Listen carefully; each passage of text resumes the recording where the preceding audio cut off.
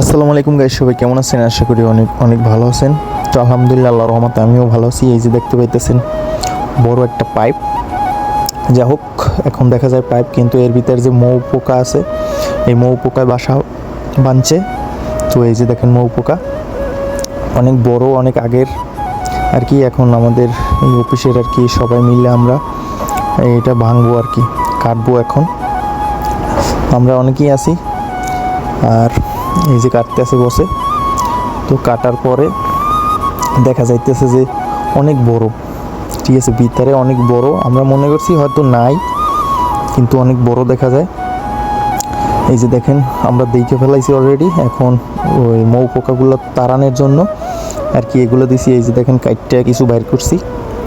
বাইর করার পরে আমি তো হুরুস্তুল খাইতে আছি, ঠিক আছে। বাইর করার সাথে সাথেই আমি আর সাইফুল খাওয়া শুরু করছি, আর হয়তো অল্প অল্প সবাই খাইছে। এই যে দেখেন, এই হচ্ছে মৌ পোকা বাসা ভাঙ্গার পোক, মানে অনেক ভালো ভাঙতে পারে। এই দেন হাত দিয়ে বাইর করে ডাইরেক্ট কাটতে কাটতে খালি গায়ে। তো আমি তো হুরুস্তুল খাইতেছি। এই দেখেন, ও নিজের হাতে মৌ খাওয়া কত যে মজা।